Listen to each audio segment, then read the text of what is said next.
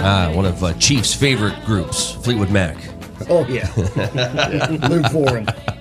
Good morning, guys. How are you? Good morning. Welcome to the program. We're here with the Titusville Police Department this morning, a Monday morning, coming off a busy weekend as always around here. What's new and exciting, guys? A lot of things are new and exciting. We got a new car. It's parked just outside of your shop downstairs. Wow. We parked it too close to the building, so we should have parked it over in the Burger King lot. You could have gotten a better shot of it when we were here. Yeah. If you were at the fire Friday, you got a perfect shot of it because we had it displayed on the corner there. I noticed some tours were given of the vehicle. Yeah, of course, so in the yes. background, you got the firefighters putting out a Putting out a fire. and you guys are... This is how the new vehicle works. Anyways, the best part is this, that I just finished washing it, and I thought it needed a little something extra, so I actually took it to the house to put the tire bride on it, and then the fire came out, so it was good news. I did like your story on the tornado, that we had to wait 3 days for somebody with a PhD for confirmation, when that day we had 25 trees down and shingles missing from roofs, and approximately a 20-foot path. Yeah, Something came through here. I'm just saying, that's a tornado. You know? I mean, far be it for me to get on the National Weather Service or Harrisburg, but still. I'm thinking the guy on the news saying, my trees are all down, was good enough. We got a new book. I think this is the best thing we have. I don't know. Can you zoom in on that? Do we have Zoom? We don't have to zoom. Yeah. It might not do well anyway. What it actually says on it, Let's All Work to Fight Drug Abuse. It's a publication that's been put out, and we have about 10 different publications designed to educate people on everything from drug abuse to scams to bullying to sexting, some of the problems we're having in the community. And the best part about this book is it has some pictures in it, which is always good because people ask me constantly, what does it look like?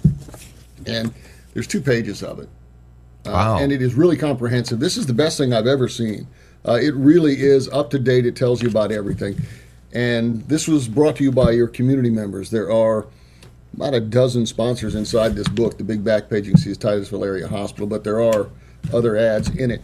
Now, I want to, while you're talking about this, I want to bring this up, and this is a video of you on YouTube from where you came from. Yes, terrible video of me taken in the office, yeah. No, it looks great. So I just want to mention this, though, because this isn't just an isolated thing where Titusville or Northwest Pennsylvania is it. I mean, you came from Florida, and this was... Oh, this is a amazing. national emergency. I'm shocked that nationally, when we went through the recent elections, that wasn't the biggest thing, because that's killing the most people presently. And for me, that's our biggest problem, is what is killing the most Americans that shouldn't be dying. And that is certainly it. We're talking about 40,000 people a year to accidental overdoses. This is a tremendous problem that is a national health emergency. It's not a law enforcement issue. And it just doesn't get what it deserves. And I really can't figure out why. I've worked on this it's going on 10 years now as the only thing I've done. And it's baffling that people don't really, because everybody knows somebody that's been touched by this. I don't think there's anybody out here that doesn't know someone who hasn't passed away from this. And it's sad. I make it a point to go to all of those deaths, so I don't give them numbers, so they're still people to me, so I can see their families, so I don't ever get hardened to that. Because I think that's what's happening, is we're almost accepting it as the way things are now. And it's not the way things are now, because we have a choice on that. And this is something that just, I mean, there's not like, okay, well, here's the guidelines of what, somebody who uses drug looks like. I mean, we're talking about all sorts demographics. of no demographics None, whatsoever. zero. And people you think would be, and I hate to say smart enough to stay away from it, that's not necessarily true either. Well, I got to tell you, doctors that should be smart enough not to prescribe it, some of the smartest people on our planet are still prescribing it to people who, as far as I'm concerned, don't need it. And I know doctors hate to hear me say they don't need it, but we do have quite a bit of overprescribing going on. And there's no doubt about it. These pills don't prescribe themselves. That's how they get on the street in the first place. That's how heroin became such a big deal. It's how it had its resurgence. And it is a monumental problem in every city, in every state in the country. It's not Titusville, it's not Oil City, it's not Meadville. It's every place in the United States, even the little tiny outlets in places where you have never heard of, just spots on maps, are having awful problems with this. Where I came from, we had a town of 255 people, had 7 crosses on their water tower, the fence around the water tower. 257 crosses. So that's ravaged. That's a crazy number for that. And That was in 1 year. And 2 of those people were the mother and father of 5 kids. Really? 5 children, yes, sir. I just saw a story on Yahoo News over the weekend. In fact, I think it's still there, about a father who is doing pot with his kids. It's like a family thing. Yeah, I'm not going to. That's absurd. And raising children, how we raise children, everybody gets to raise them different, but, smoking weed with your kids is just. Lighting plants on fire and sucking the smoke into your lungs is a bad idea.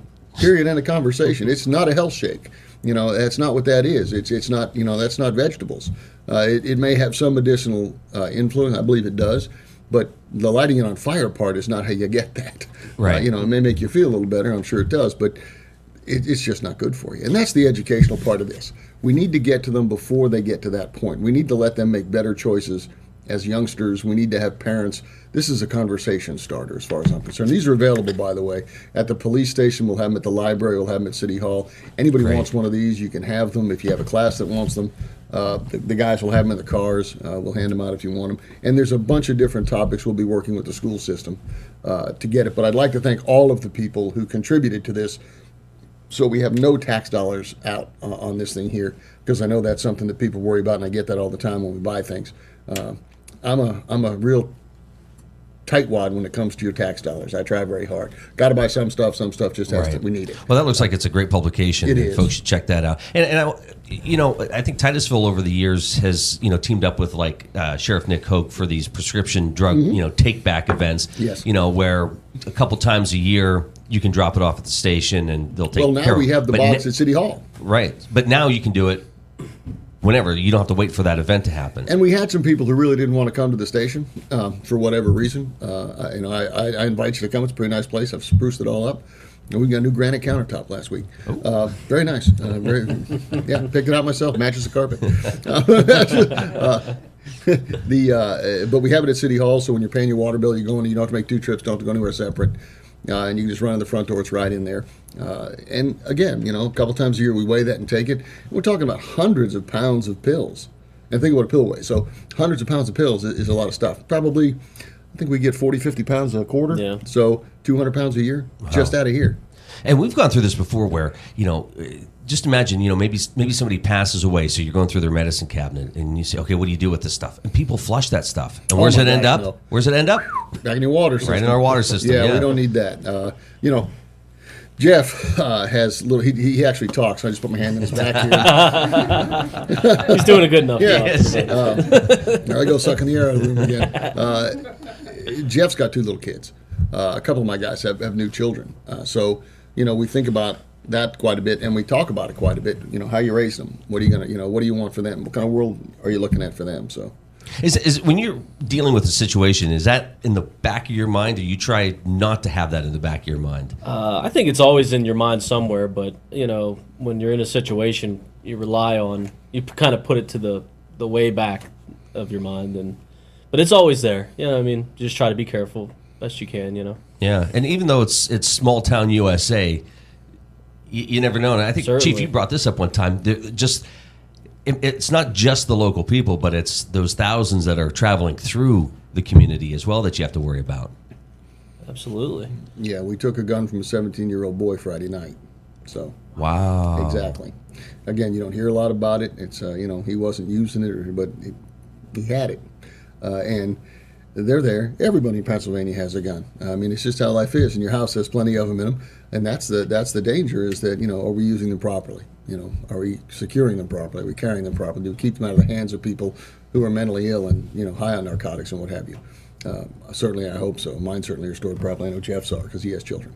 But we have to be careful with all that as well because they get in the wrong hands very quickly. Very quickly. If someone breaks into your house, your guns need to be the most secure thing you have. Absolutely. Because they'll be used against somebody, and you'd hate to have that happen. So a number of years ago, if you would have said, what's the number one drug in this area that you have to worry about? Obviously, a lot of people think, this is a big meth area. Mm-hmm. Still that case, or is it different now? I would say prescription pills, heroin, meth. Wow. Yeah, in that order. And what we see now that we didn't see when I was a new officer, when I was first the narcotics lieutenant in Naples, was dealers with multiple things to sell. It was usually you had a weed guy, you had a coke guy, you had a pill guy. These things didn't mix because there was a hierarchy to all those structures. Those have gone away. Now you have, it's like a Jiffy store. It's one-stop shopping. You know, they have, you know, heroin, meth, may have a little weed, and it's nothing for us to find, you know, a polydrug mixture on one person, which in the old days, absolutely never heard of it. Now, you know, they're just getting high and selling what they can sell and move what they can move. We have a lot of subsistence dealers with no jobs who only sell drugs to support their own habit, but there's a lot of those people. So, do people get frustrated when they know that somebody's doing that, selling drugs, but yet you guys are trying to build up a case, or just get the all the elements in place so that when it comes time, you're not nabbing just one, but maybe getting a whole bunch? Yeah, that's the hardest thing to explain to somebody is, one, we really, from a dealer, we want to buy from them because the possession statutes in the state of Pennsylvania don't come with any time in prison, really, unless you have a boatload of it or a tractor trailer full. So we really want to catch you selling, and just to buy from somebody in this area, very, very difficult. Everybody knows everybody.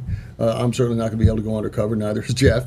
So we have to recruit from other areas, and then we have to do long-term investigations because there's introductions and so forth. So if you look at the backpack issue in the bars, that's one way to stem it right now because we know they got to carry it in something. So now they got to carry it in their pockets. So were you surprised by that? No, I wasn't surprised at all. I actually had a conversation with several of them before that went up. It wasn't my idea, but it was a good one.